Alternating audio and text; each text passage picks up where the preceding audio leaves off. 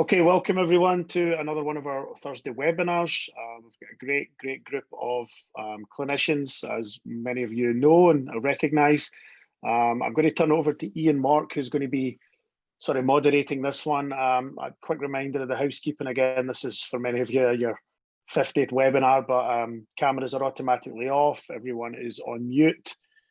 Please use the Q&A icon for questions. Ian will go over the questions in just a little bit.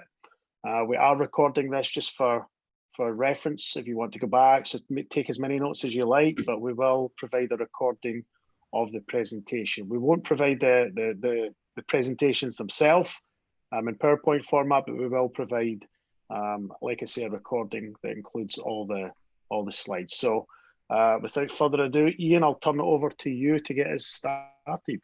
Okay, thanks so much, David. Thank you, everyone, for joining us. We appreciate you taking the time. I think this will be pretty interesting. I'm honored and delighted to introduce Benjamin Ziemer, Shaun Tsakiris here with us. Two of my mentors, two of my really good friends. I would even just say brothers. We've become really close over the years, and I'm constantly learning from these two. And I think, you know, I would imagine a lot of you are familiar with what their resumes look like, but I'll just start with Shaun Tsakiris. That, you know, he's been all the way from a youth coach after his playing career, and then coaching De Anza at the DA level, to coaching as the head coach of the U16s and U17 national teams. And he's going to share some of that experience with us today.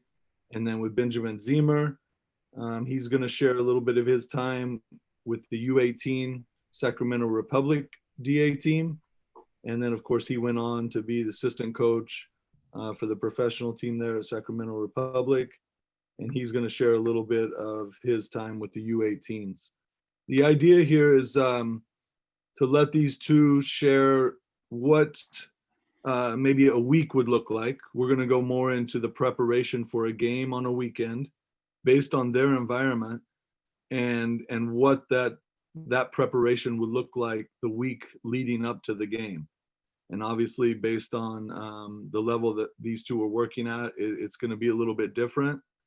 And then we're hoping for all of you that you can take something from this and apply it to your environment, because obviously you have a lot of players in your clubs, I would imagine, that are aspiring to reach these levels that these two will be presenting on. So the idea for the script here is that we're going to let Shaun introduce his presentation, you know, 15, 20 minutes, whatever it might be. We have a little flexibility there. And then I'll have a few questions for him. And then we're going to let Benjamin do the same. He'll present, and I might follow up with a few questions that I had in mind. And then we want to open it up for the last 20 to 30 minutes or so for all of you to ask any questions that you have throughout. So if you could write your questions down, please, and keep them towards the end. And then we'll try to go back and reference just so we can let these two have a little fluidity in all of this. We're looking to probably go at least an hour, maybe an hour and 15, and then we'll kind of see where we're at from there. But we would have a hard stop at 2 o'clock. So without further ado, thank you, gentlemen, for joining us. And Shaun, we'll let you get started here. Thanks, my man. Great. Let me just pull this up here. Please confirm, E, that you can see what I can see, and we're all good to go. Yep, got it.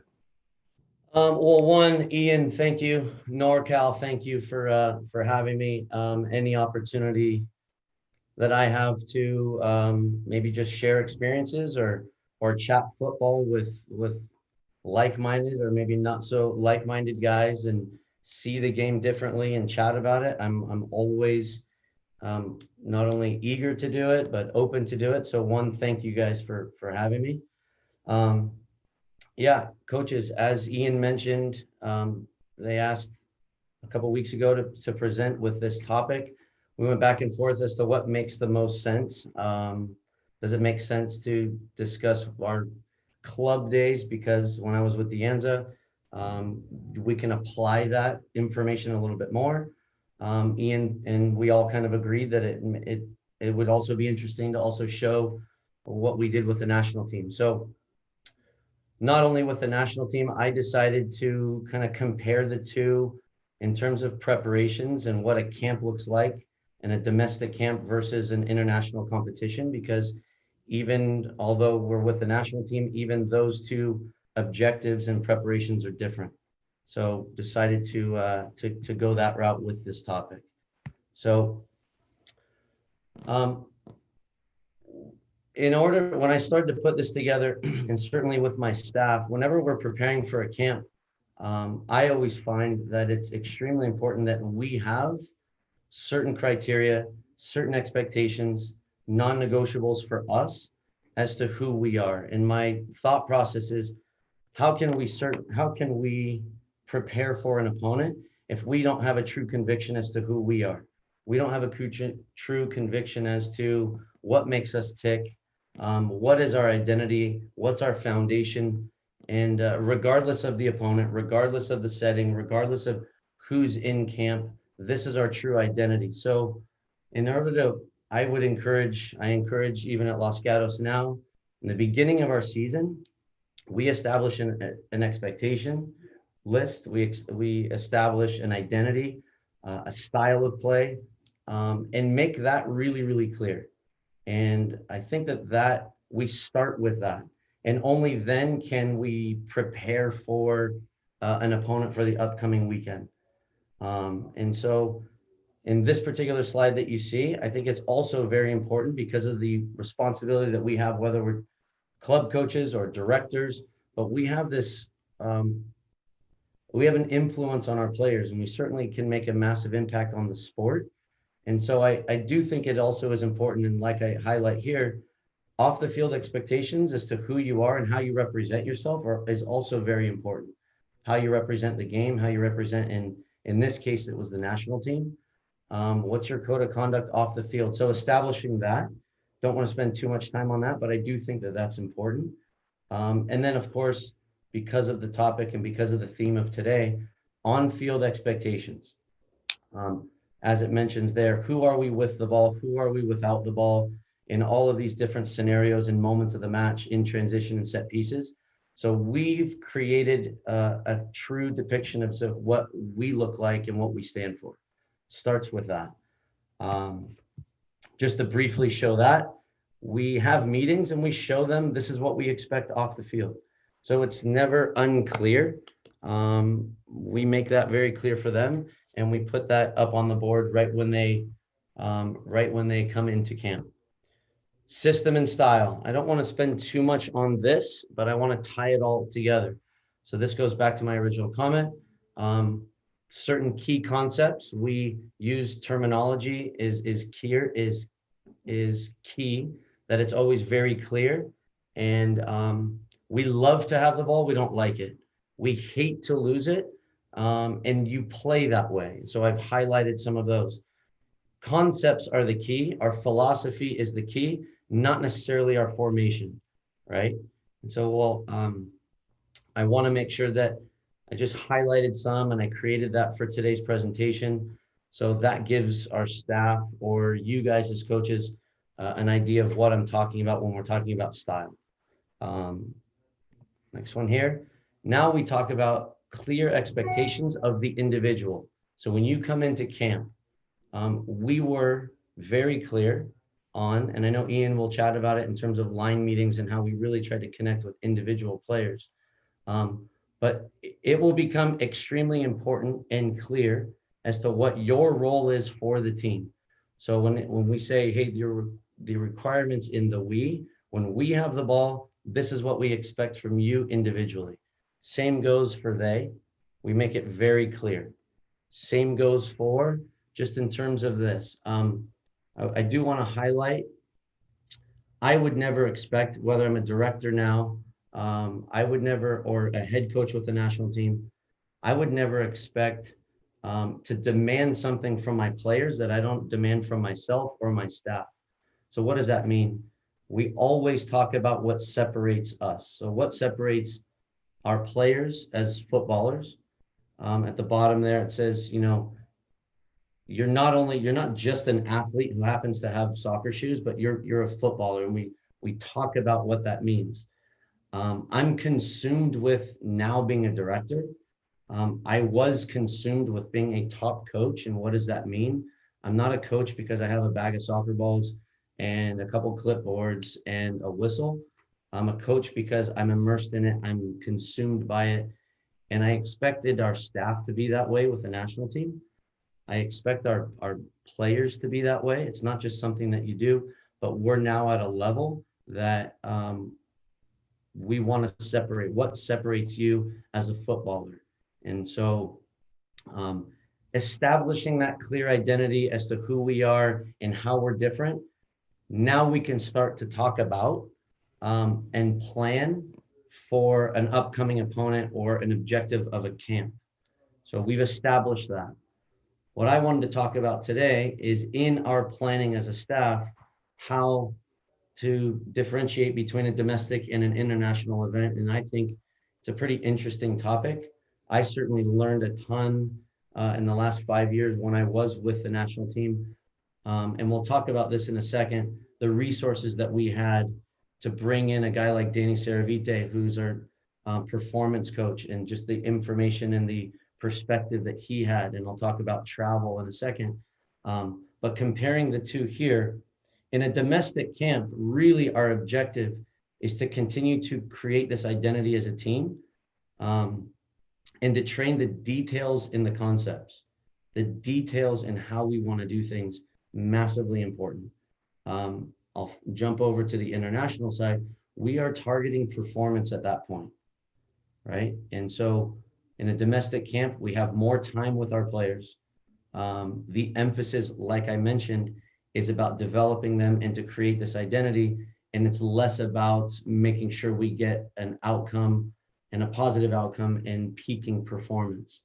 And so that's one of the staples of what distinguishes a domestic and an international is your objective of the outcome, right? Of course, it's always in both to identify top players. Of course, it's always in both to get the most out of our guys and to connect with our players. But the initial objective is important to point out. At the international level, there are certain variables that we also talk about, and I'll discuss in a couple more slides. I'll give an example, and I give the example of when we went to Japan with our 16s. The World Cup was for the 17s was coming up in about 8 months. And so, of course, our objective was to prepare them to perform against the 3 teams that we were playing. But in the back of my mind, we were testing players and how ready they were to move up to the 17s. And in the last couple of years, we've been proud. I'm certainly proud of the work that we did, and not just also the clubs that the work that they put in to develop players. But a lot of our youngsters are now doing very well at the highest level with their clubs.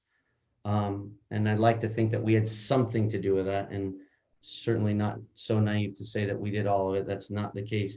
But we were a piece of that pie that I am proud to say that we put in and helped with. One thing that I want to add, and I highlighted in red, in high pressure situations, we felt as a staff, it wasn't a time to introduce new concepts, right? And you don't want to overload players tactically if they aren't used to maybe they play a totally different system back at home. And you have to remember, with the national team, we had players from all over the country, but then obviously playing internationally. And so from different environments and concepts of whether a club is playing, you need to now bring them in and organize them in a way that we can maximize their performance, especially in this international event. So I think that that's also important, and I'll talk about the detail of that in a second. Ian, did you want to ask any questions up until now, or we keep going? No, I think you keep going. I think it's Okay. good. So giving this example of an international trip, right, and how we wanted to plan for this. We spent 2 days in LA and just to get the group together. And this was our travel. And I thought it was important to show what the schedule looked like and how would you break this down. So you see on the arrows on the far left, it took over 24 hours to get there from LA. So we fly into Tokyo, then you need to fly into Sendai. You end up taking a bus for an hour and a half, 2 hours from Sendai to our hotel. And travel was a massive part in what we wanted to do to prepare tactically for the matches. This is clearly not a time we want to introduce new concepts. Our number one objective is to be able to perform, and in red, our first match is against Guinea in 4 days. Next match is Japan, next match is Netherlands. Another point in this particular camp was we did not have an opportunity to prepare because the selection of the players, we had 6 of our U16 players going up with the 17s. We had, out of 22 players on the trip, 8 that had never been in the national team pool before because of injuries. Teams or clubs wouldn't release their players. And so we had to also take that into account when we were preparing tactically for our performance in this particular tournament. So our philosophy, or my philosophy as a head coach, was I decided in the back of my mind, what information can we give this group of 20 players to maximize their performance in this short turnaround, with the idea in the back of our mind that we cannot overload them cognitively, we can't overload them tactically, because you will then overwhelm them physically. It's draining with jet lag. It's draining with the travel. To give them new information, I think that they would be certainly not at capacity. They would be at 50%, 60% capacity when game day came 3-4 days later. We would overload them in all aspects that we would get very little out of them come game day. So again, the idea was we want to maximize and get them at peak performance by the time that we get against Guinea. And so what did we end up doing there in these 4 training exercises or training days that you see in green? So what I felt like made the most sense and agreed with our staff agreed with me. The way that we can make the biggest impact is by how organizing them defensively and how we wanted to squeeze, how we wanted to press, walking through different scenarios. And I'll talk about that in detail in a second, but walking through different scenarios, what does that achieve? It organizes them defensively, but it also checks the box of not overexerting them physically, right? And I've always felt that by pressing and defending and organizing them defensively, and also set pieces in international events, you make the biggest impact in a results-driven event, right? It becomes, because of all the different variables, it becomes the best way to make an impact for that event by pressing and defending and your set pieces, maximizing your efficiency in those areas.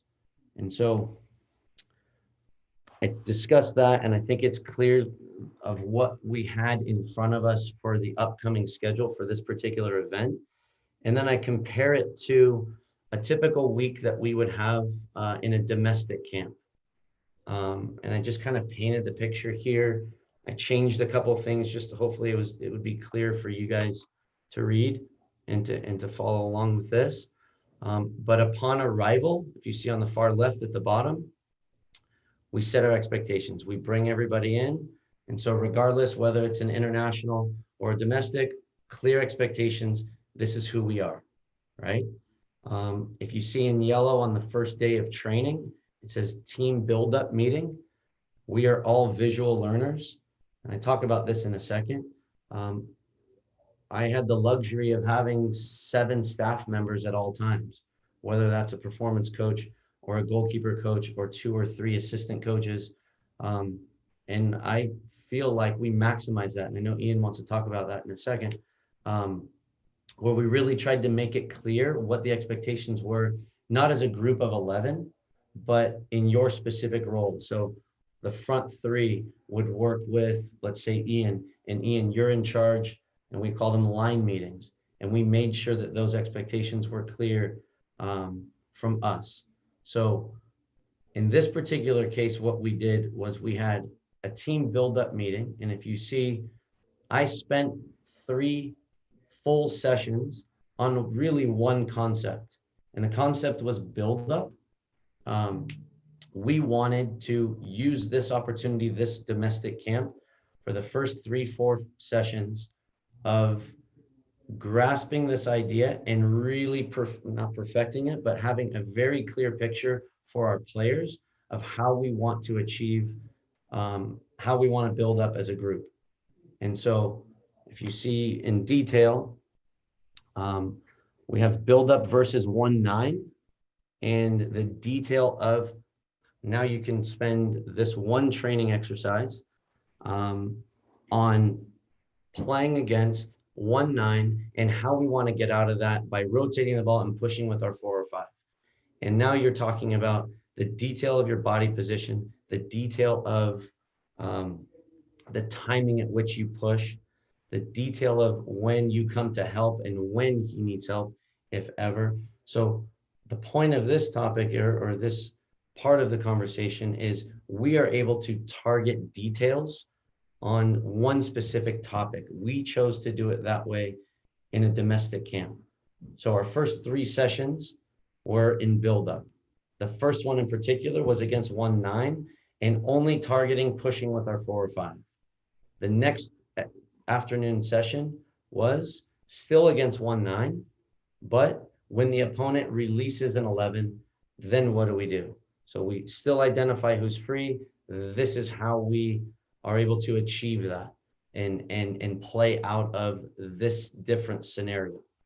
The next morning, still with the same topic of buildup, but higher up the field in zone 2 against 2 9s. So if an opponent is going to play with 2 9s, this is how we counter it. And now we've presented them 3 different scenarios. We've shown that detail. If you see on the 3rd training session, I say there's a mini match 3x10. This is the luxury that we have, where I would go to Ian and say, Ian, for the first 10 minutes, you're going to take this second team and you're going to press this way. And it's my team's objective to, 1, identify and then find a solution as to how we want to counter what the team is presenting to us. And then take a break. I look at Ian or one of our assistant coaches who's in charge of that particular team playing against the first team. And I say, okay, let's go to 2 9s now. Okay, now it's my team's objective to identify how they're playing without us telling them what's next, and now finding solutions to what we've trained previously in the previous day or the previous sessions. Yeah. Hey, Shawnee, coach. Yes. Sorry, one question there.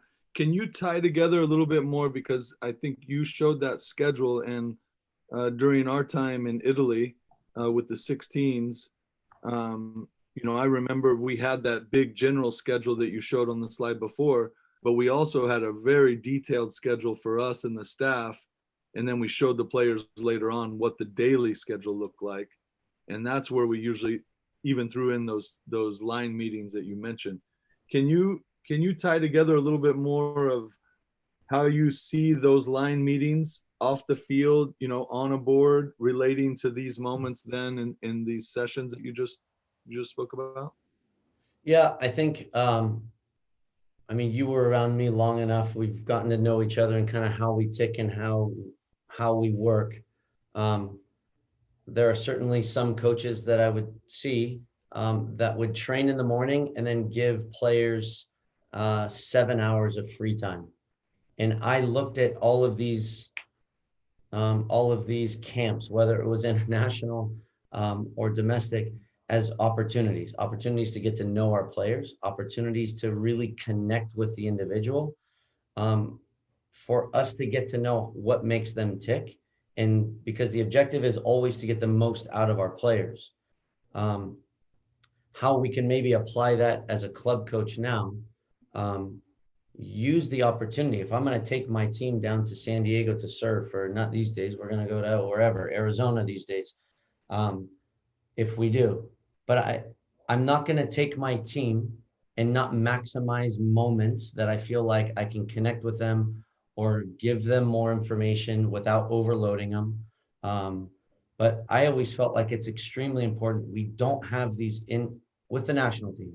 We don't have these guys as often as we do with our club teams.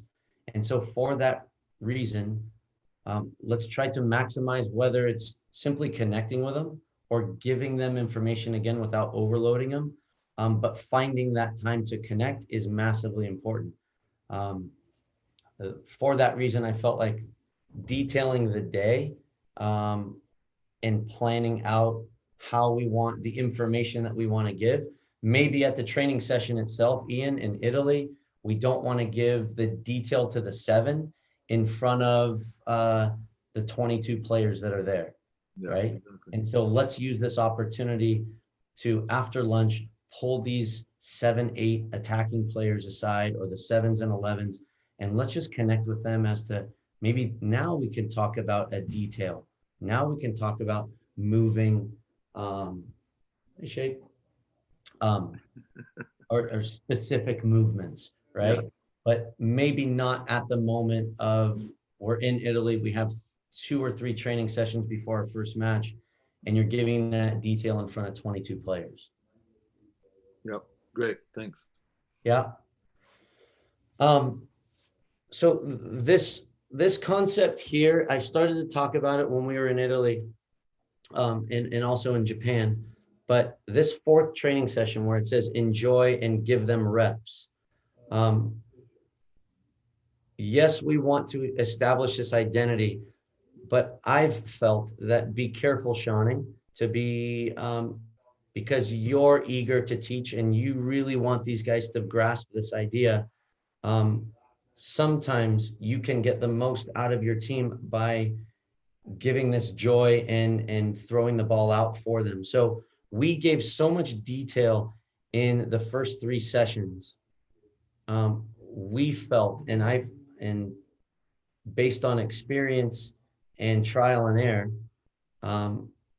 a day like a short 6v6 tournament with these players really got them fired up and flying again, instead of always giving them tactical information. And so I felt like a day like that is worth discussing with everyone who's on right now, is to, again, feel your group and understand that maybe it's not always what you want to give them, but read your group.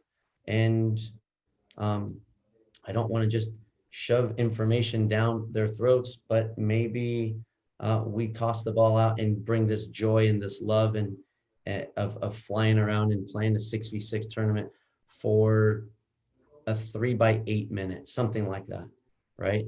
That we ended up doing this in camps more often and saw a huge benefit in that. So obviously I've digressed a little bit, but I think that piece is important. In this particular week, we had a midweek match, and the concept of what we just finished training, we have our match. Of course, we discuss the defensive side of the game and some things that were glaring at halftime, but we really emphasized the we moments of the match, right? And of course, what we had at our disposal, we have drones to highlight that. We had videographers to pull clips out for us to then present later on that afternoon or that evening. But that's an important concept as to how I prepared tactically for in a domestic camp. We really focused on one theme, and then even in a match, the conversations and the breakdowns were often about what we had just trained those 2, 3, 4 sessions before that. Yeah.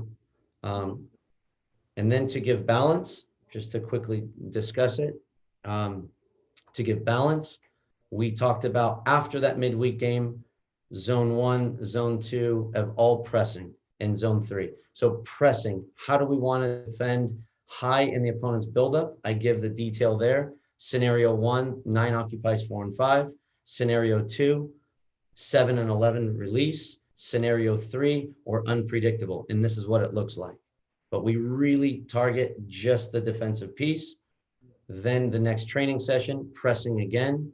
But the moment, and I mentioned there, check your mentality. So our mentality still has to be right. We can tactically put them in the right positions, but pressing and defensively, they need to be able to have the right mentality. Yeah. The last thing that I'll say, and then I know I want to respect everybody's time and Benji's, is this inter squad game that we have as our last real training before our match.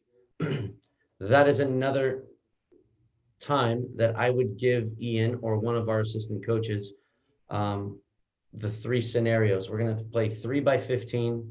We're going to go over these 3 scenarios, and I will coach my team based on what's presented to us and what issues or problems the opponent is giving us. And that is a great time for us to have dialogue and really break it down while I'm on the field with the players. So that was always a fantastic way for us to see if the information that we were giving them throughout the week, they are now applying towards the end of the week, right? Last day, we would do set pieces, but the other thing that achieves is that's the rest, and it really gives their body time to recover so that they can perform on match day the following day. So I felt like it was important to kind of show 2 different scenarios of how our objectives change based on travel, based on the objective of the camp itself or the competition.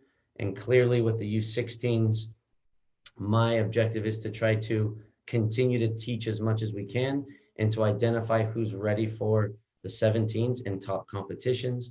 And then in the World Cup for the 17s, our preparation is just for that particular team that we're in, the opponent that we're playing that week. And everything is geared towards a performance and a result. So that's how my 2 objectives changed based on even the 2 teams that I had with the national team. Great. Hey, one question there with that point you made there, Shawnee, was our time together when we were in Italy, I think was a good example because there we were in a competition. We had a lot of games. We had already had a few camps with the players. We had, like Conrad De La Fuente just coming in who couldn't make some of the camps. So we still tactically had to prepare a couple days. And then we even scouted the opponent when you had me scout Brazil. And then when we came together, we had some video and we showed them. So my question would be, you have this base for everyone so that then during the game, they can make some adjustments. What happens when Brazil then comes out and plays differently than the game that we scouted? Or the plan that you had those few days leading up to the game, all of a sudden you're in the 60th minute and everything's changed a little bit of our plan. How do you go about making those adjustments during the game, and how do you see this tactical preparation during the days prior influencing that? Yeah, it's a great question, and it's one of the biggest things that I can give 2 examples. When I had Deanza Force, I was with them every day, right? We were training 4 days a week, 5 days a week, and for 10 months out of the year.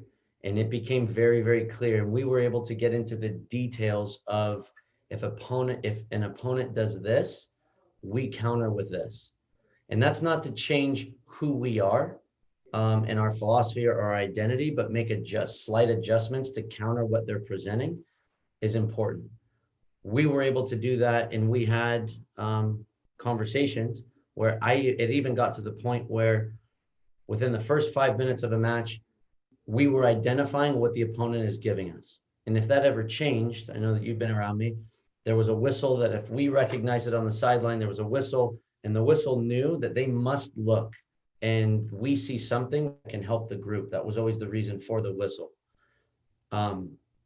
I wanted to get to a point, and we did ultimately with our 18s, is that they could identify it and that they would just clarify it with us, like, this is what they're doing. And I would give that, and that was, they were able to identify it, which is part of their growth. That's not coach's responsibility. It's ours to make sure that they're on the right track. And, but we were able to really get into the details. And I always felt like, we were chatting about it with Benji and you the other day, that was always a big impact. That made a huge impact and really benefited our team, that we could make an adjustment off the fly against an opponent without coming into halftime. And that affected the results of matches. Yeah. As it pertains to when you were with the 16s, when you were with us, that was also a unique situation, because the national team said, hey, Shaun, you're obligated to do 5 trainings a year, right? 5 sessions a year. As you know, we did 10. I was trying to do something every 5 weeks, which clubs didn't love it, but I used it as an opportunity. Like, I want to maximize my time with these guys. And when we were working with that group, we had a real core that they grasped the idea very quickly. And if you brought in a Conrad, it didn't affect, obviously it affected the group in a great way, but also in his particular position, we could isolate him. But the concept, the team really understood, because we were doing so many camps with these guys. And if the Federation wouldn't allow us to go internationally, I almost preferred, because it was the 16s and it's a teaching age, I'm going to do more domestic camps, and I'm going to really implement our ideas and our philosophy. And as you remember, the group was very successful and certainly fun to coach, but they loved all of those concepts. And ran with it. That was different when I maybe would take a group and we would go on an international trip, and we had 7 injuries and 4 clubs wouldn't release. And, the Galaxy were always really tough. They would never release their players. That's not a knock on them. I totally understood it. And now all of a sudden we're working with, out of 25, 30 kids, 12 of them have never been in camp before. Okay, now you need to reintroduce. That was never the case with Dianza. We could build on previous concepts, and we never had to revert back to or take 3 steps back. That's the biggest difference, I think, coaching a club team and coaching a national team. And maximizing that time you have with them, so then when you have to make some adjustments, it's a lot easier too. I have a few other questions, but I think we should probably keep moving, unless you want to add anything there, Shaun. Not yet. I'm eager for the question and answer at the end. Okay, wonderful. Thanks so much. Okay. Sorry. Yep. I do have this, but maybe I can pull it up at the end. And this is just how we applied at the club level. But we'll turn it over to, these are just some of my ideas. Great. Good. Yeah. That's but we one can of the questions that is in there. Okay, great. Sound good?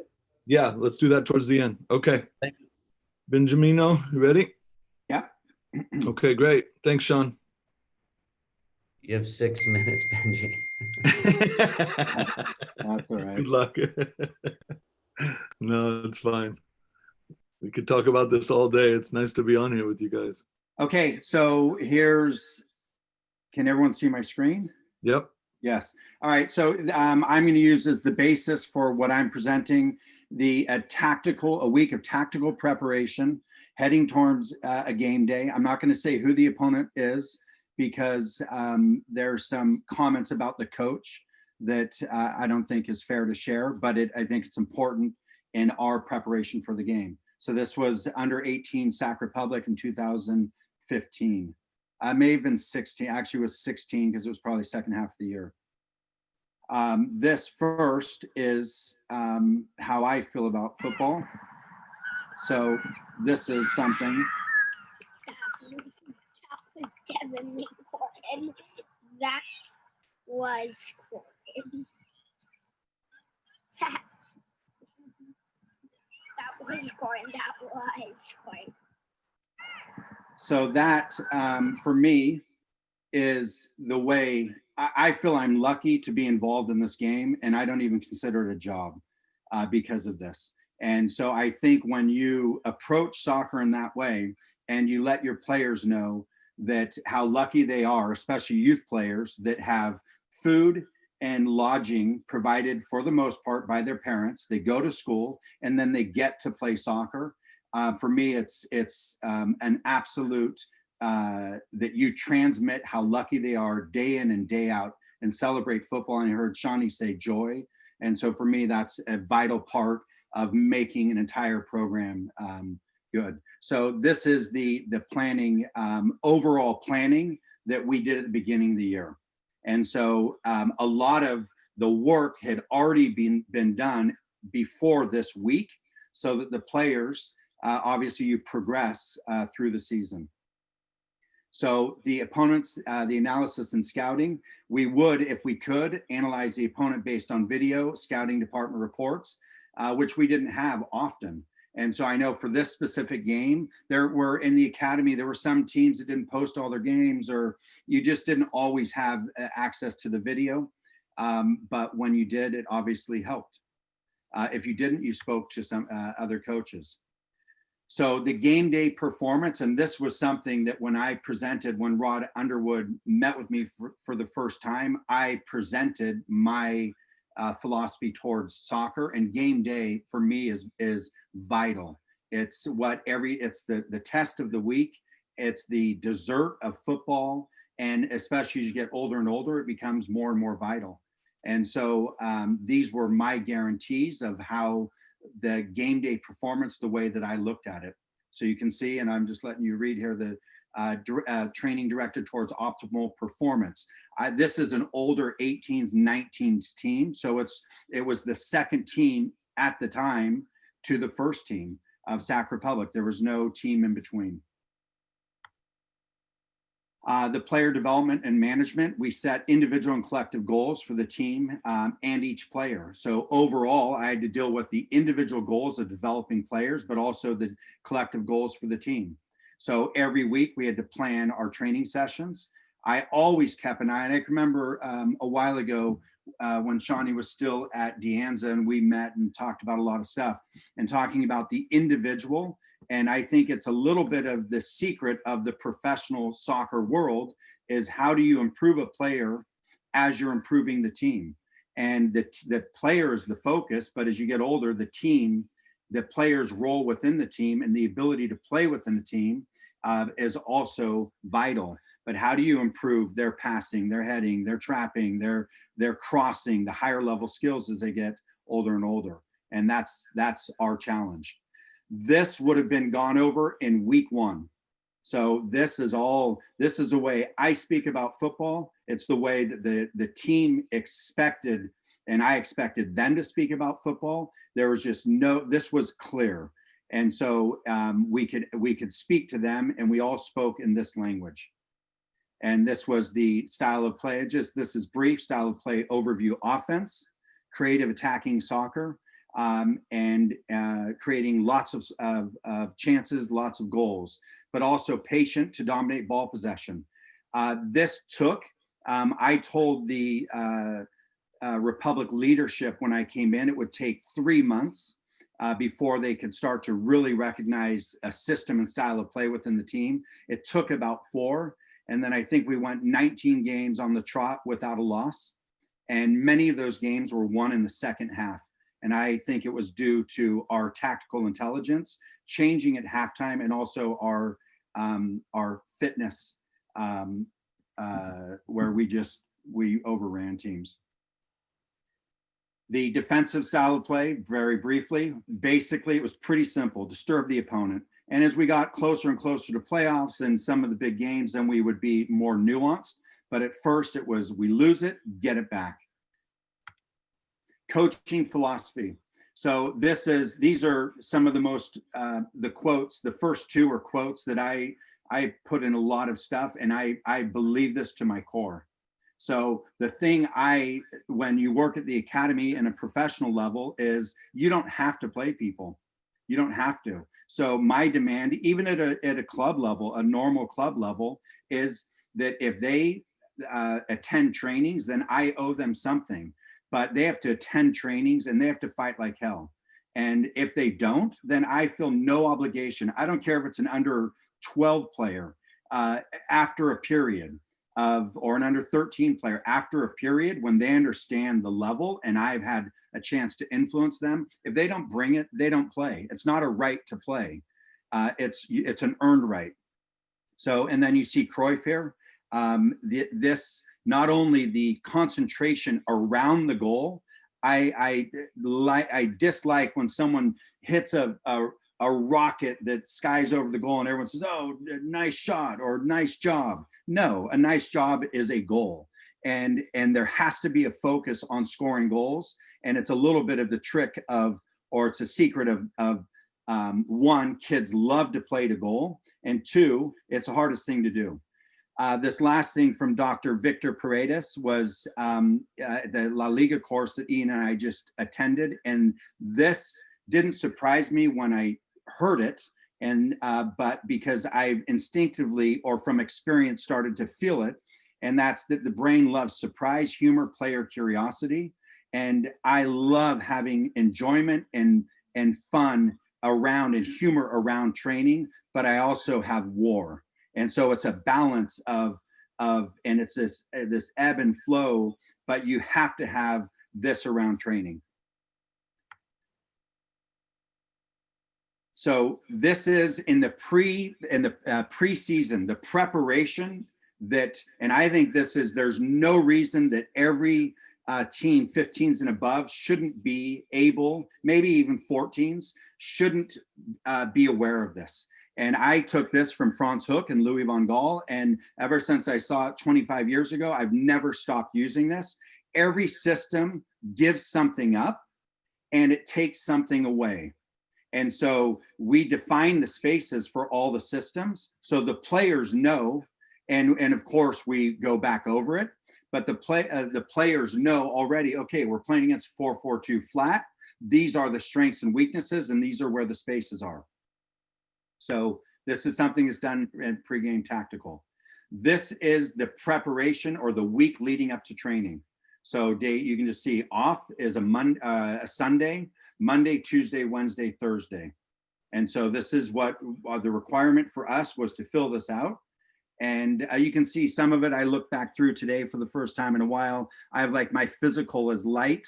I don't know why I did that. I think it was late in the season, and normally it would be a little bit more technical or scientific, but in any case. So Monday, training one would be, and so if we had a game on a Saturday, it would depend on, in this case, we didn't travel. If we traveled, we normally played 2 games.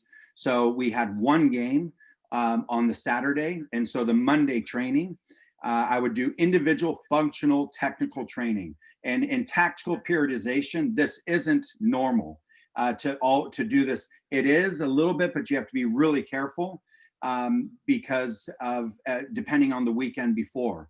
But this is the moment that I really planned a technical curriculum, and I just checked off.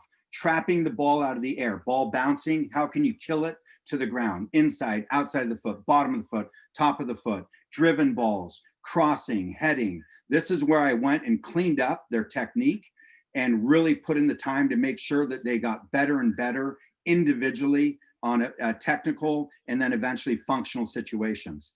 Obviously, recovery for those who played, and in this case, we did over 55 minutes. Sometimes it's 60.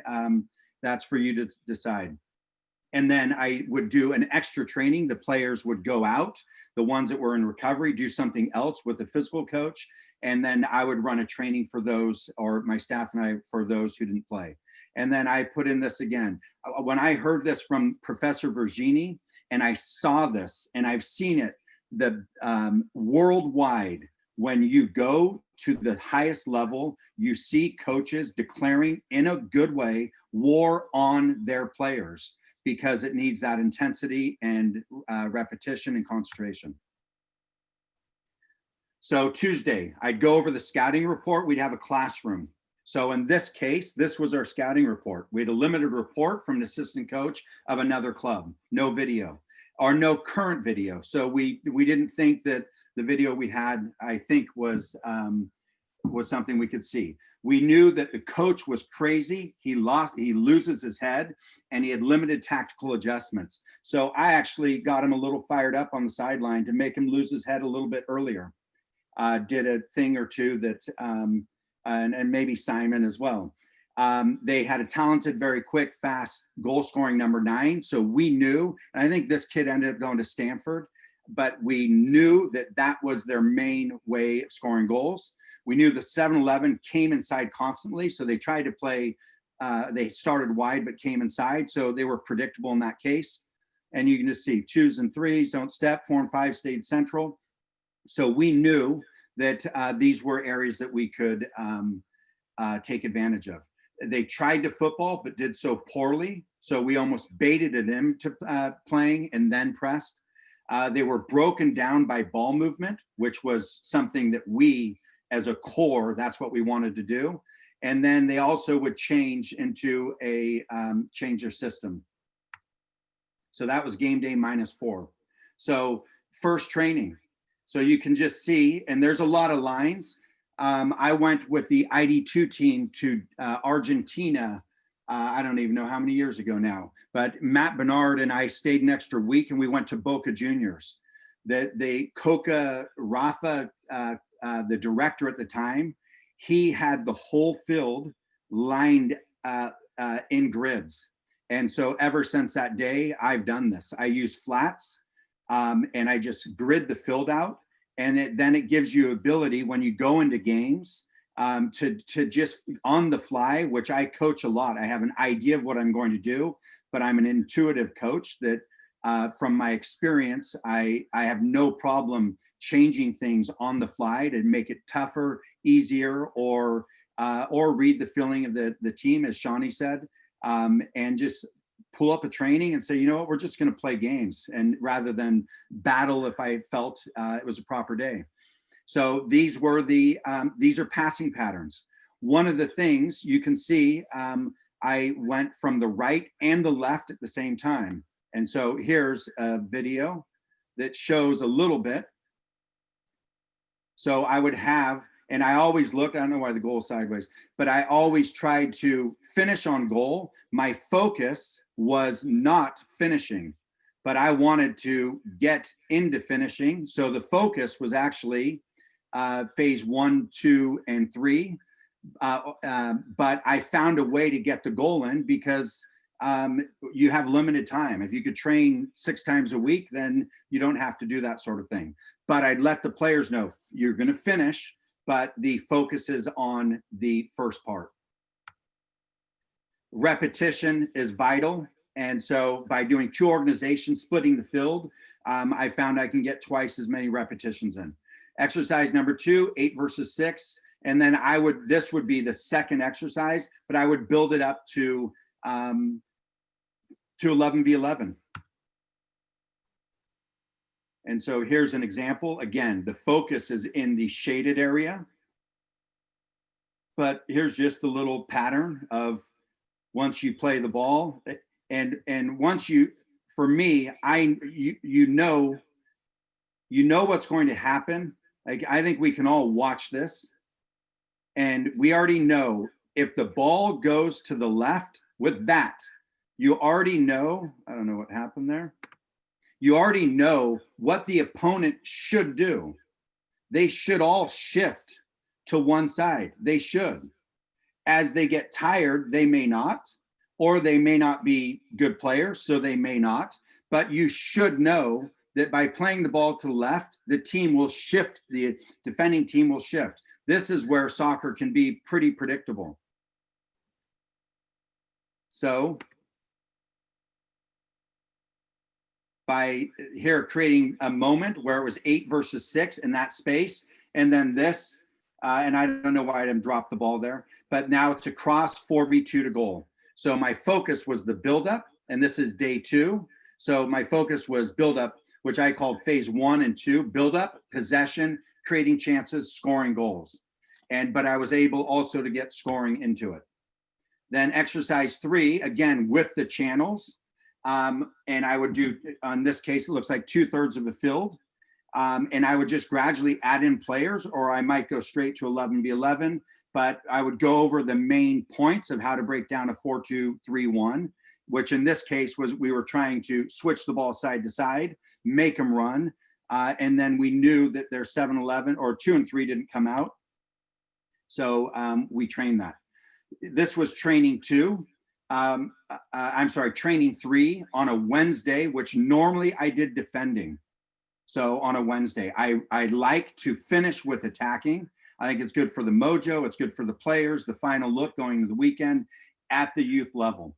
And so this was a drill I took from Pep Guardiola, and then I modified it, but it's a technical passing back and forth. And then you train the back 4 moving forward. And I didn't draw this up on video, but you're training the movement of the 4 moving together in the warm up. The first 4 can jog together. They have to be aware of each other right and left. So they have to stay in line. Then you integrate a ball. Then you can make it 1v1s, 4 1v1s, then 2 2v2s, then 1 4v4. But it gives you a lot of flexibility. And it was for me just sort of creating some automation in their movement and getting them warm, technical.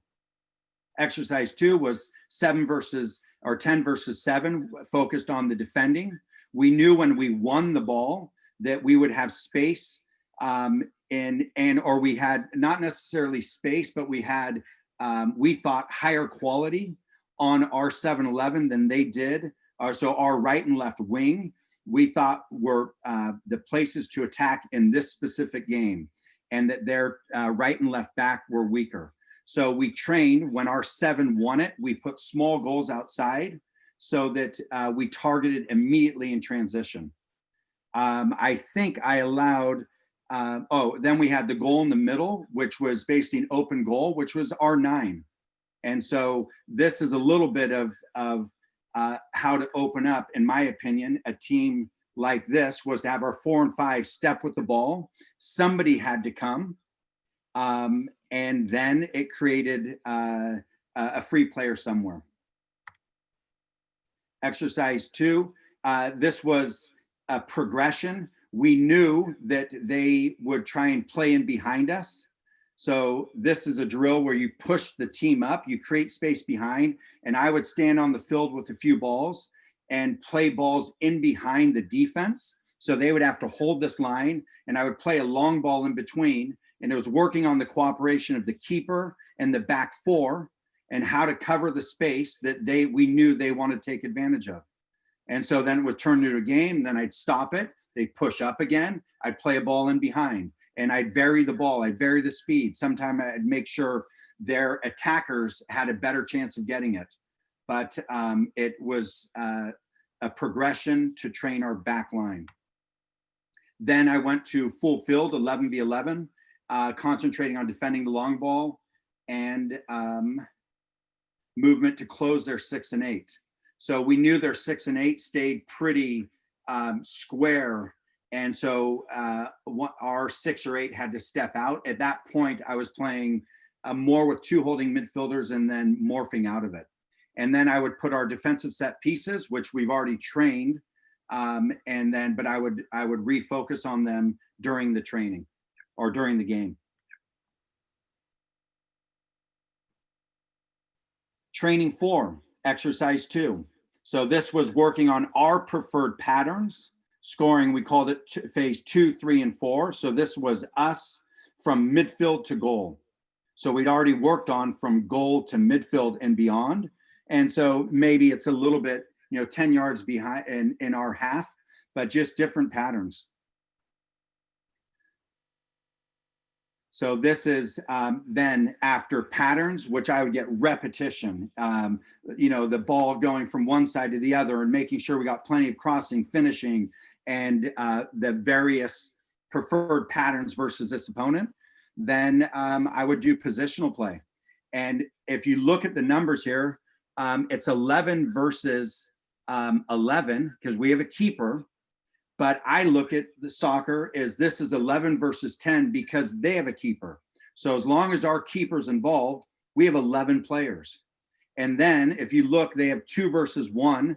Their 2 center backs take my number 9, my center forward. So they're giving up another player. So we have another free player, which is our 4 or 5. So we actually have 2 free players on the field. And then I even take it a step forward or further.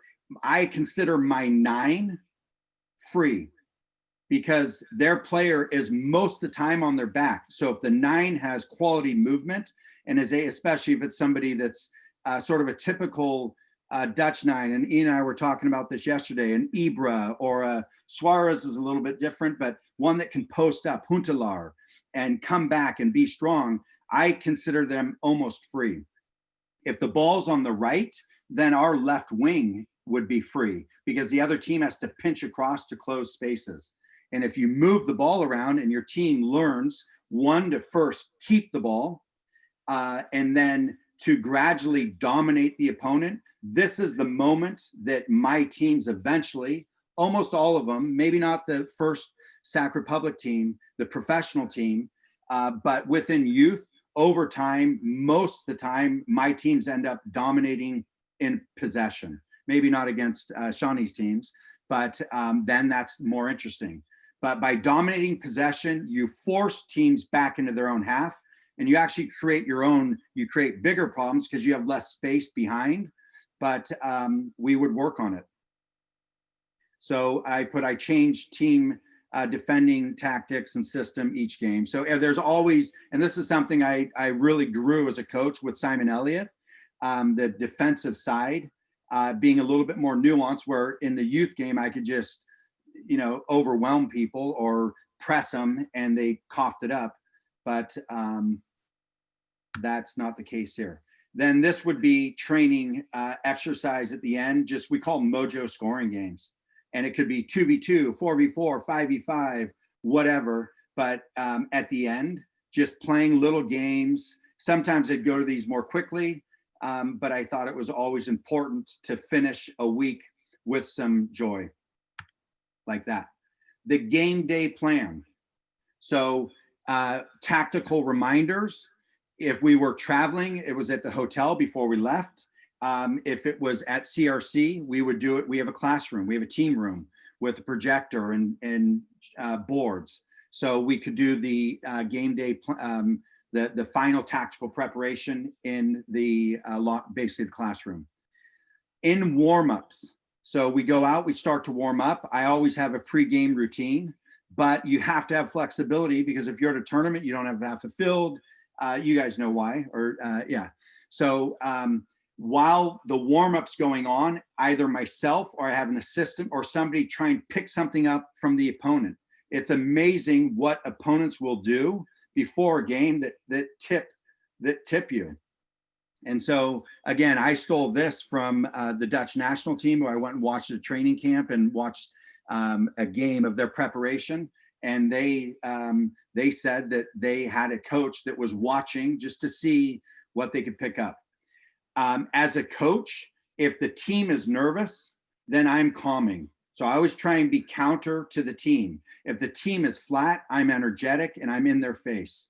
So I would also, if a team or if a player wasn't sharp, I would tell the team, I'm going to make a sub before the game starts. I'll also tell the referee that we have an injury. But I expected to see the players going like this up till the moment of the game. When the whistle blew, my first thing I did was try to take a helicopter view. And this isn't my language, this is from Louis van Gaal, to try and go above the whole situation, check everything out, and just have a view. Is there anything we've missed?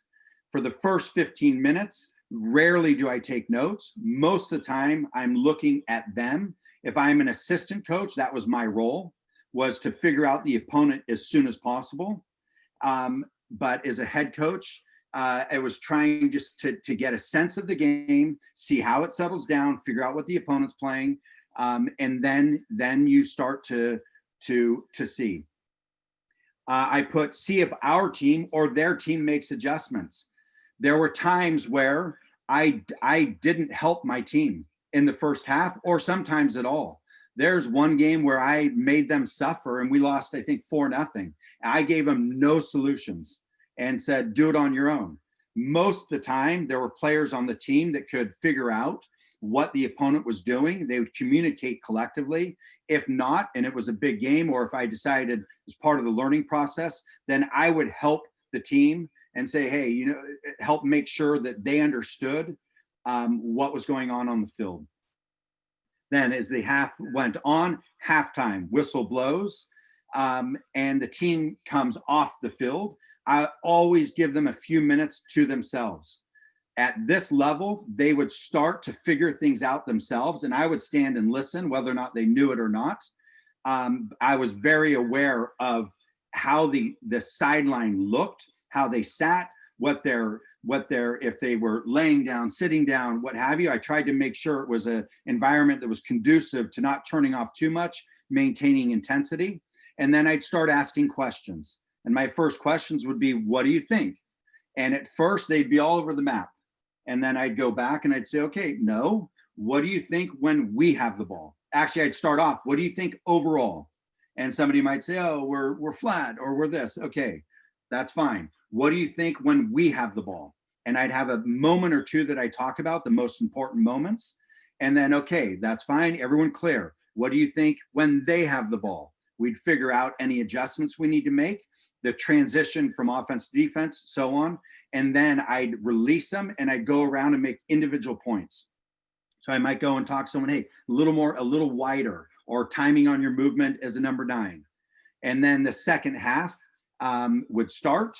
And if I hadn't made changes, then you make changes based on the game's needs. Of course, this is in the academy level. You didn't re-enter a game, and you could only make so many subs. But I already started when I was coaching still back in Santa Rosa United. I already started not making changes in the first half.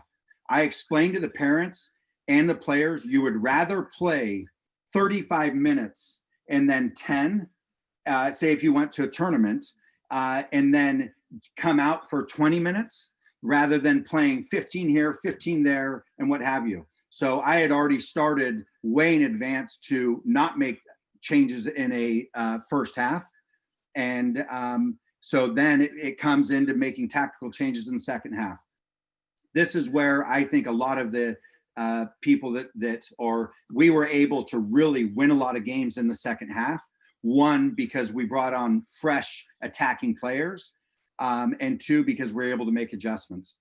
And then finally, the last thing, the post game, and I watched a lot of people coach, and including at our showcases, state cups, what have you. My personal preference, and it's not saying it's right or wrong, I do not address the game or make observations about the game. I might bring the team in and say, wow, that was a rough one if we lost late, or if we, but I say, get out of here.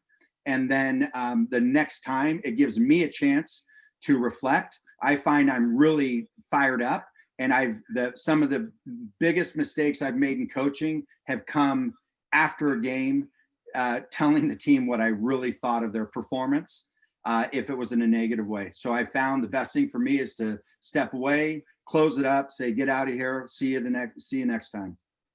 So that's my advice. Game day, or my week of preparation. That's what an average week looks like. Great, thank you. I don't know how to give you guys back the screen. Never mind. So Benjamin, I'm going to go straight to a few of the questions, and then I'll see if you guys don't cover them. I have a few at the end, but this is from Remco Verstig.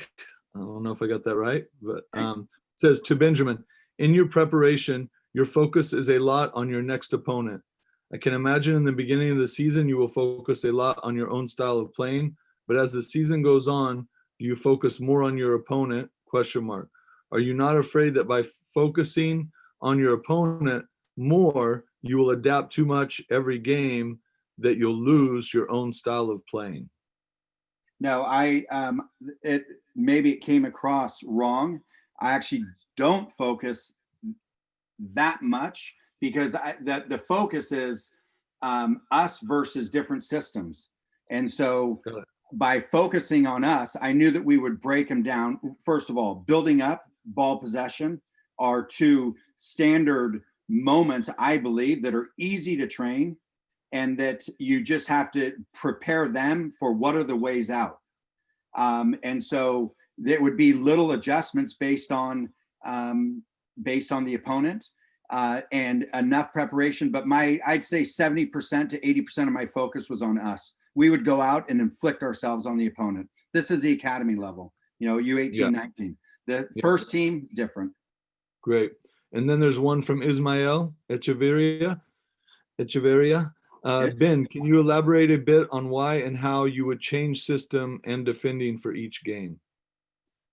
Well, it depends on the opponent. If they played a 4-4-2, then we had to be prepared for, and I didn't want to change and play a 3-4-3. Then we had to figure out how to take their extra midfielder in a diamond. And if we were going to have a 4 or 5 stepping out, if we were going to use the weak side wing to drop in, if we were going to give them an extra midfielder and say, let's see you find it, because often they couldn't. If they played a 4-4-2 flat, then we knew that we would have numbers up in the midfield, but I'd have to train my 4 and 5, my center backs, because there are not many people play a 4-4-2 with 2 forwards in this country anymore, especially US soccer was pushing, 4-3-3 so much.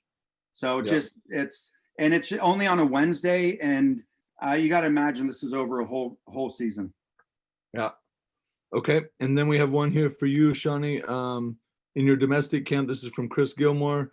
Was your objective to give everyone equal playing time to fully assess your players, or did you formulate more of a first team and a second team to better prepare for the international camp?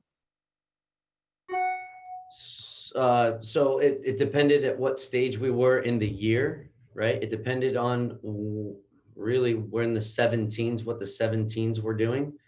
Because if there was a competition or qualifying coming up and the roster was closing within the next 2 months, then we were just focusing on who can make the jump to the 17s, right? So if I'm with the 16s and we're just starting our cycle and the World Cup for the 17s isn't for another year and a half, then the objective is totally different. And we are, our pool of players is much bigger. We want to see 60, 70, 80 kids in different players in the next 3-4 camps. But as we get closer to an event for the 17s, our objective changes to try to get as many guys to the 17s as we can from my group. I felt like we did a really good job in the World Cup in India. We had 7 of our U16s playing up with the 17s. That was unheard of before that. Yeah, it was great. And residency was a big part of that too. Yep. Okay, this one looks like it's back to Benjamin. Can you elaborate on your helicopter view concept prior to the game? First of all, Remco, that's Remco from. Oh, sorry, that's Kevin Eagleson. No, I know, that's Kevin Eagleson. I saw it. How's it going, Kevin? Helicopter view is basically that you sort of put yourself above. One of the things when I scouted, it bothered the hell out of me to see a professional club eating pizza behind a bench when the second game of a day, if you played 3 games in a day and the next team would come up, there's an environment at the professional level that you don't mess with the field. And so it could be something so simple as to just take a view of everything. Where's our trainer? Where's my assistant coach, goalkeeper coach? How's the sideline look? What have you? Then obviously the field. And it just sort of putting yourself above and taking an observation of the moment and seeing if there's anything that you've missed. And so it's Louis van Gaal I remember reading it a long time ago, and I think Franz probably presents in his courses, and I've just found it helpful. Great. Okay, and this one looks like back to you, Shawnee, from Mark Lendefeld. Pressing has become quite prevalent in the upper levels. Do the players entering the youth national team pools generally come with this ethic, or do you need to develop that in the team culture? Well, hey, Mark, establishing the mentality right from the beginning and the identity, that was just the way I wanted to play. We started to select players on who was capable and had the mentality to press. In my honest opinion, Benjamin started to talk about it earlier, intensity at training on a regular, daily, consistent basis is lacking. And I saw that throughout the country. And especially when I compare them to, if you go to Argentina, if you go just about anywhere, you go to Central America and you watch trainings, you go and I wanted to establish that. And here's the other piece about being professional with Benjamin. This is how we do things here with the national team. This is who we are. This is how we separate ourselves. I'll say the same thing to Mark and to everybody. I say the same thing about our club at LG in Los Gatos. And this is how we do things. This is the standard at which we train. And being comfortable, being uncomfortable. So I'm going to push the hell out of you. And you're going to feel over time that this is actually standard. This is just how we do it. And raising the level of intensity, in my opinion, it starts with that. And we don't have that. And I'll knock the DA a little bit when it was around. In my opinion, it was a little bit of a country club when I'd watch matches and there's a lot of space and the intensity was not there. And that was a big concern of mine, is that the intensity at matches on game day, and it starts at training, was not there when we compared our highest level or any level to international country, to countries internationally. Yep. Okay, great. And then here's one, Shawnee, you said, this is from Harris Obik, and this is in schedule for final part of the session. You know, when you had your schedule up there, there was a designation, 3 different looks you had, and you had 3 unknown scenarios. Can you share what those mean? So you kind of covered 3 different looks, and then he said, if there are any other theme variations of the final part of the session. Yeah, I always looked at it as a super valuable time to be on the field with our players in a match setting. So an example of that would be my assistant coach would have this scenario. The first 10 minutes, I would like for you to play this way. I want you to overpress us, and I want you to release your 7 and 11 onto our 4 and 5. I want to see how we adapt. And when I say it was valuable for me to be there, that's a great time that we could stop it and say, guys, come on in. What did you see there, and how do we counter it? There are other times, as Benji said, let them solve it on their own. That's the time when they grow the most, right? And then we bring them back in and say, what did you see there? Okay, now that you've solved that scenario of what the opponent is giving us, okay, this next round, we're going to play this way. And my assistant knows that we're going to just have your 9 occupy our 4 and 5. That's the only way I want you to press us.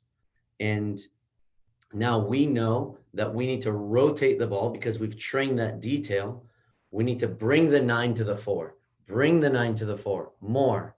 We've recognized that their 9 is only going to try to occupy our 4 and 5. They won't release 7 onto our 5. So if that's the case, we bring the 9, and we know we rotate the ball quickly and we push with our 5, right? And we got to a detail where if we knew that this was the case, our buildup, if my 5 was Sam Junkwa, who's an excellent player and now is playing in Houston for TAB, we would start our buildup on the 4 side, knowing we wanted to end up with our 5 pushing into the interior. With Leo too, Sepulveda, we did that. Yeah, Sepulveda, right? Yeah. And that's where you kind of read your group and say, guys, our 4 isn't bad. This is just what you bring to the team, but we highlight our 5.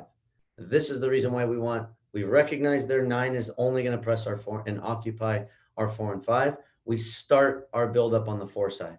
Bring him, rotate quickly. We push into midfield. So those are details that, yeah, certainly you miss when you don't have your club team and the level, right? Yeah. Coaching an 09 girls team right now. I enjoy aspects of it, but you can't give them the detail right now in their stage of development, what we were giving Sepulveda, understandably so, Sure. right?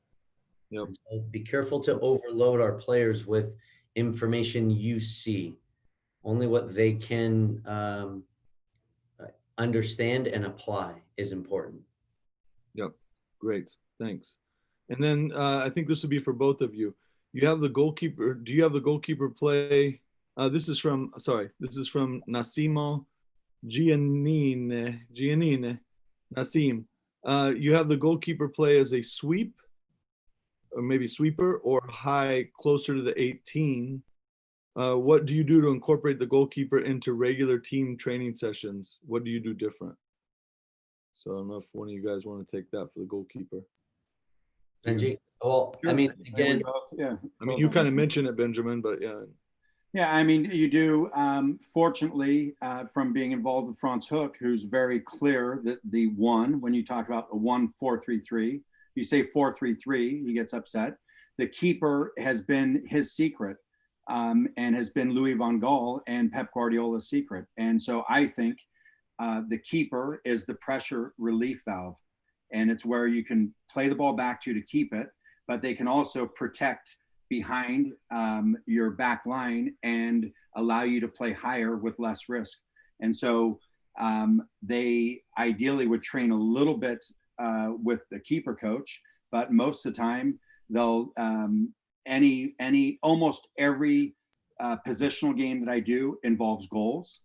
And I'll show one example quickly here. Can you see this, my screen?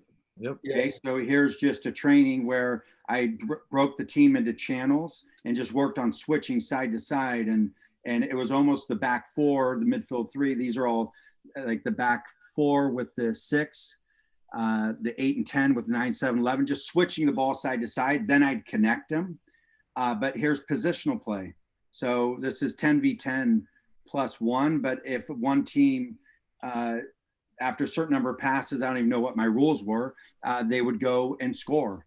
Or the keepers could be the free players. The keepers, in fact, in this case, it probably is 1, 2, 3, 4. It's the keeper is a free player and a free player. So it's 11 versus 10. And so you just incorporate the keeper, even in a 4 versus 2.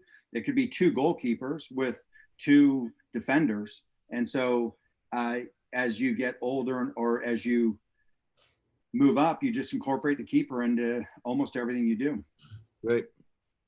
Yeah, the one thing I just want to add to that is, again, and it piggybacks on what Benji said and what my presentation was, it starts with what your style of play and philosophy is, right? And if you don't want to use them, put obviously less of an emphasis on, and you don't recognize why or how that's important, then obviously spend less of an emphasis on it.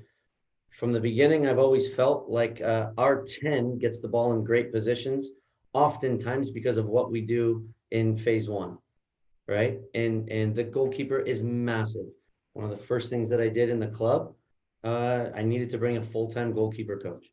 Now we have a full-time and 2 assistants with him, right?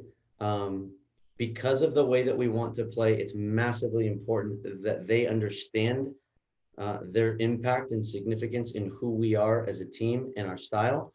But then our players recognize why they're so important. So how to implement them as much as and often as we can. Benji did talk about repetition.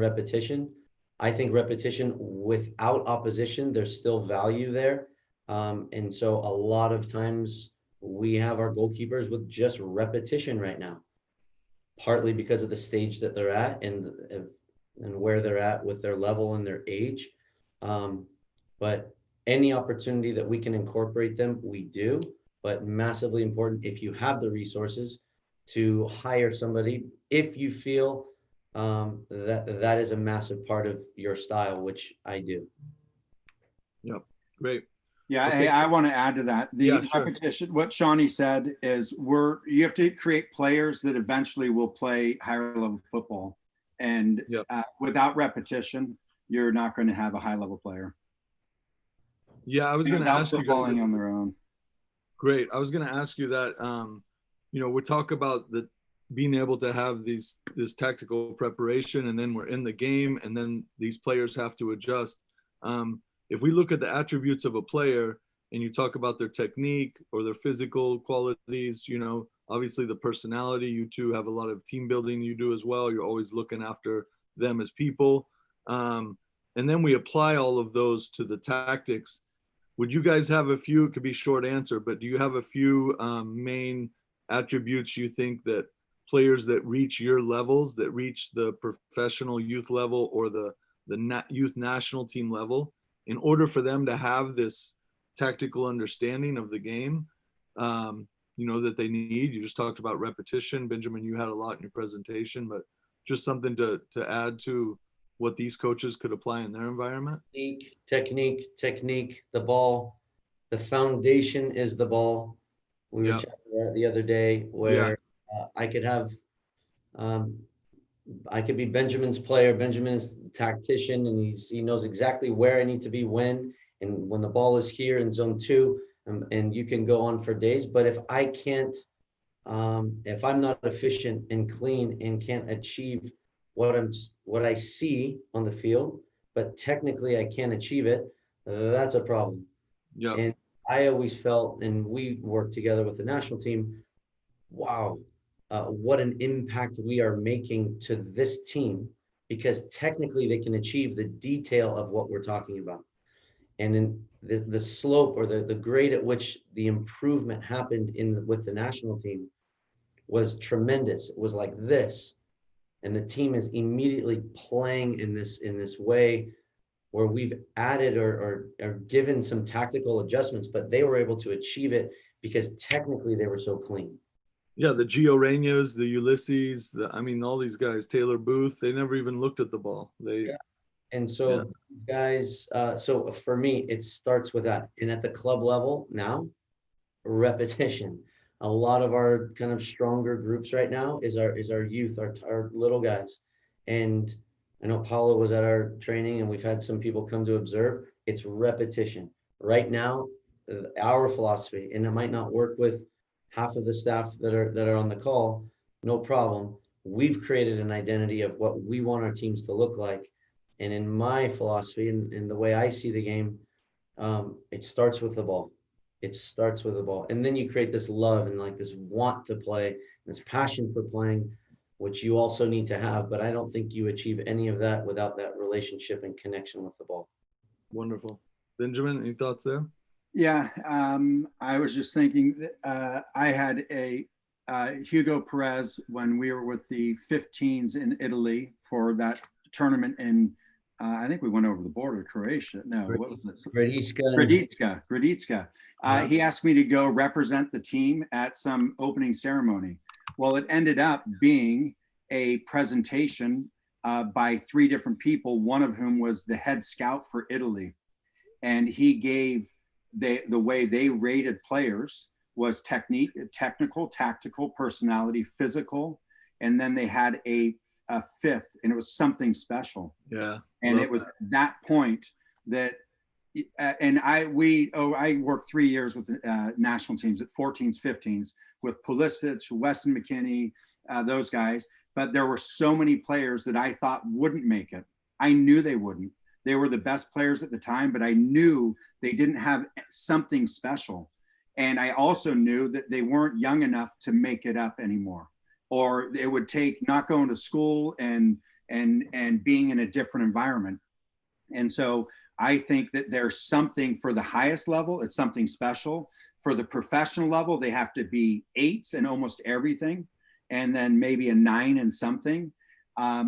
So it's, I mean, I see Chris Sullivan was on this, and I remember the first time I saw that guy play.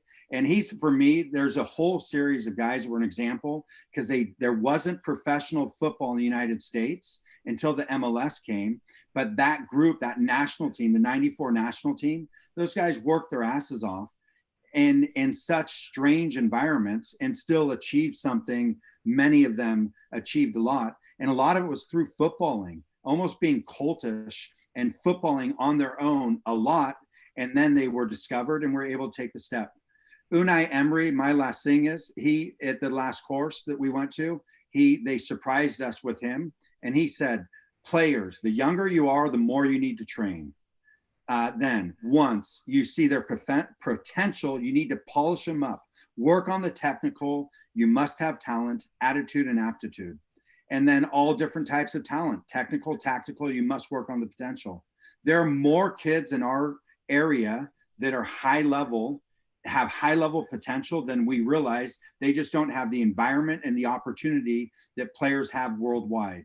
And that's with, we and the rest of the world, we would be we are equal to a country, and we would have 30 professional clubs just in Northern California. And if we had that, there are so many players that have the potential, they just don't have the ability to polish it up. So we need our coaches to create that environment as much as possible. Yeah, wonderful. Okay, guys, we want to respect everyone's time. We really appreciate it. I know there were a few more questions out there. Remco, Zeker, yeah, good. Huhadet, man. Harris, thanks. Thanks everyone else for those questions. Sorry we didn't get to all of them. But thank you too. This is great. And, you know, maybe we can do a part 2. And I know that we always talk just amongst ourselves with a lot of this. So it's really nice to share a little bit and get some dialogue going between the coaches within NorCal too. So thanks again. I don't know if you guys have any closing, but I think, David, I'll turn it over to you. I have one thing. Ian's leaving Hawaii on Sunday. He's moving and took a job there. So this might be his final, he's working until the end of the month, next month. Yeah. But aloha. Okay, aloha. NorCal, thank you guys. Good to see you. Good to see you all. Later. Thanks everyone. Thanks obviously to Shawnee and Benji and Ian for facilitating it. The next webinar, Ian will be facilitating. His background might look a little bit more aesthetically pleasing. There might be a few palm trees back there. Yeah, we have someone to go visit in Hawaii now. But thanks to everyone. We have recorded it. We'll put it on our website. If you go to norcalpremier.com, on the front page, there's a link to coach webinars, as all the recorded webinars we've put together over the last 6 or 7 months. So a real pleasure. I'll speak from a coaching standpoint as well. I'm getting ready to prepare my session for tonight, and it's always a good shot in the arm every time I get the pleasure of just listening to one of these. So thanks to everyone. Have a great weekend. Thank you again. Stay safe out there, everyone. Yep, take care. Thank you, guys. Hello to LG. Thank you.